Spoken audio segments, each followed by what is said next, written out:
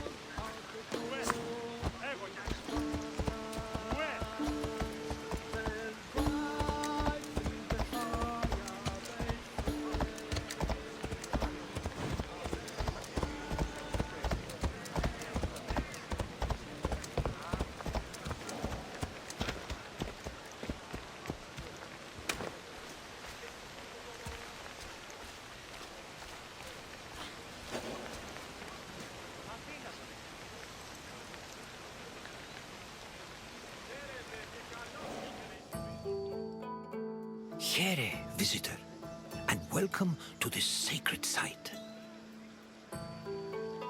My name is Herodotus, and I am a traveler from Halicarnassus. I retrace the cause of various events, such as wars and great calamities. I describe what I see and record what I'm told, all with the aim of providing a better understanding of why these things occur. Look for me to introduce you to many sites. Delphi is an amazing place to visit if you're looking for information. I've come here on several occasions in search of answers to some particularly puzzling questions. And sometimes, I even found them.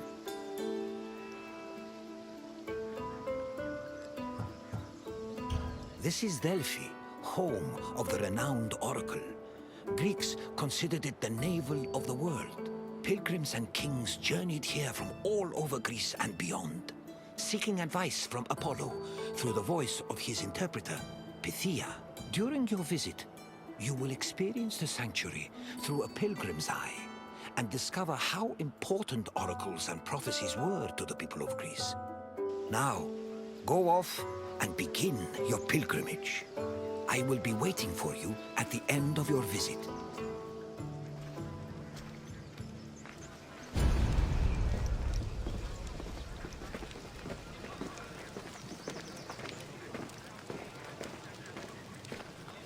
On their journey to the Temple of Apollo, pilgrims walked this sacred path up Mount Parnassus.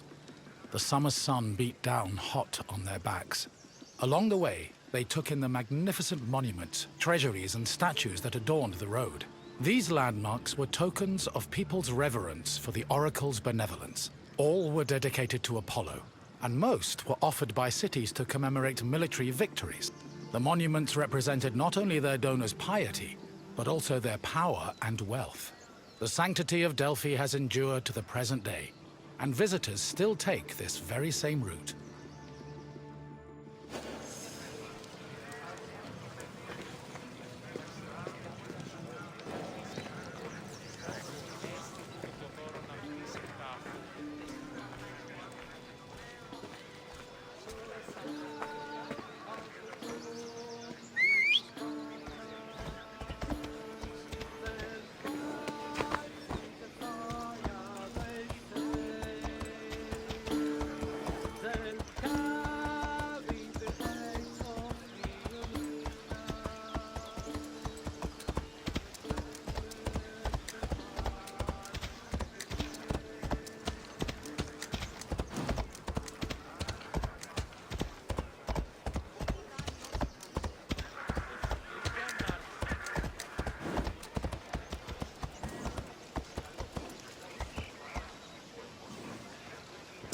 One of the most impressive dedications to Apollo came from the Cnidians, a Greek population that colonized the island of Lipari, north of Sicily. The story behind this dedication is notable.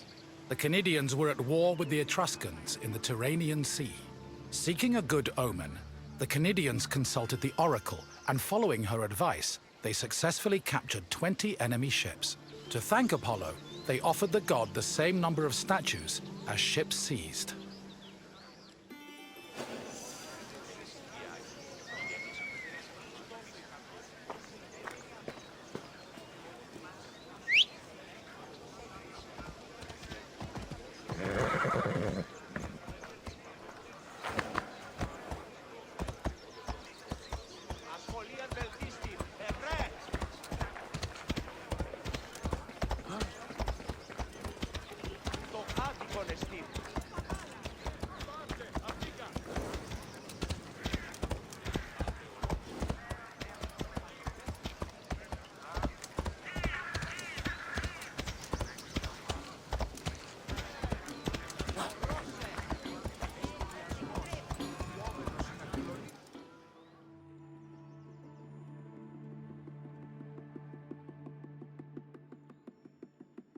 Next to the Naxian Sphinx stood a simple structure to display offerings from the Athenians, most of which were spoils of war.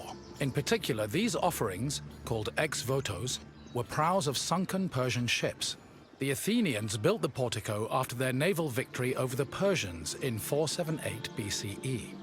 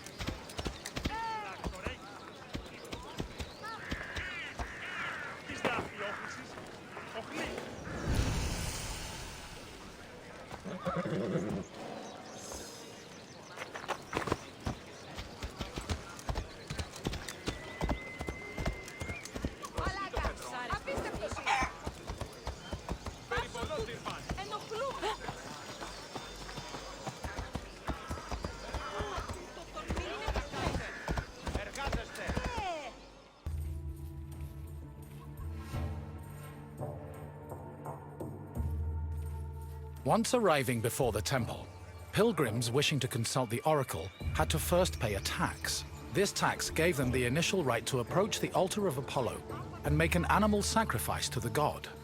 But before proceeding to the Pythia, the preliminary ritual had to succeed. If the animal reacted favorably and showed signs of acceptance to the god, it was sacrificed, and the pilgrim would be allowed to enter the temple to question the Pythia.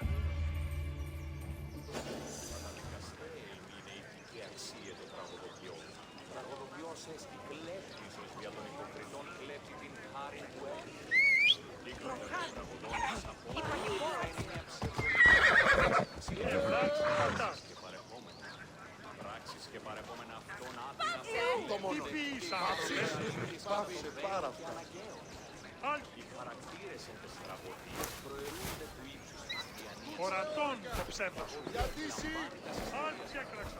Να σε παρελθώ. Σπάσω.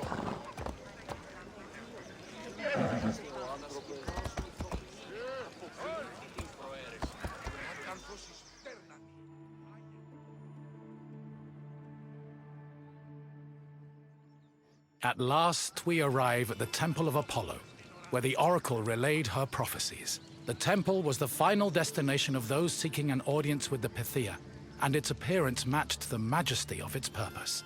Atop its imposing columns, the structure's pediments displayed famous mythological scenes, sculpted by the renowned Greek artist Antenor. But as grand as the temple looked from the outside, it paled in comparison with what happened within.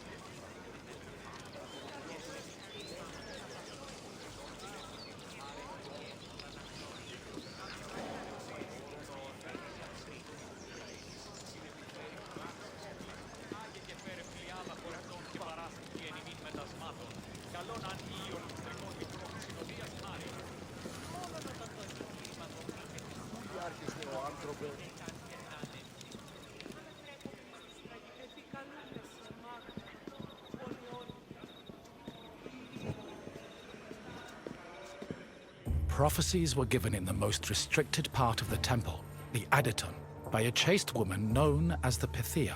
Before delivering prophecies, she first purified herself with water, then burned laurel leaves and barley flour to begin the ritual. Finally, while seated on a tripod surrounded by offerings, the Pythia delivered Apollo's messages. Her words were often strange and indecipherable, and required further interpretation by the temple's priests. Despite much research, the exact causes of the oracle's behavior while prophesying are debated to this day.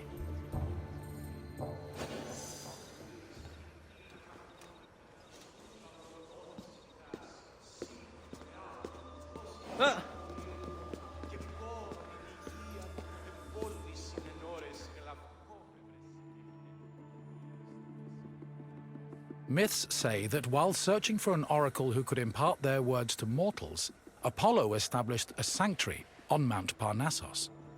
Apollo took over this site by slaying its sinister guardian, the snake-like Python. Περιπάτη! Η κατέχεις ωραίων δρυμούς, έλφε θεάσονια, άγουσα καλούς καρπούς, από γέης ειρήνη τερατήν, καλυπλό καμονή, και πότε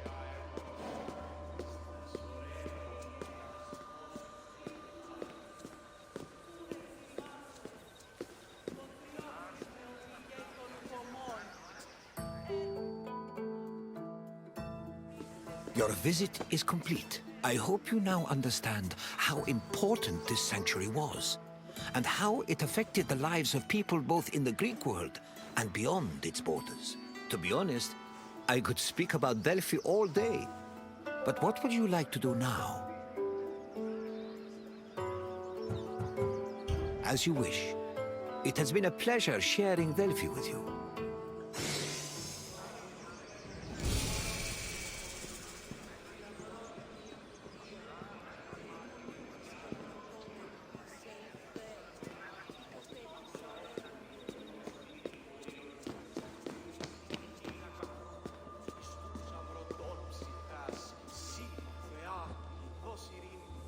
Νήπιον σιή.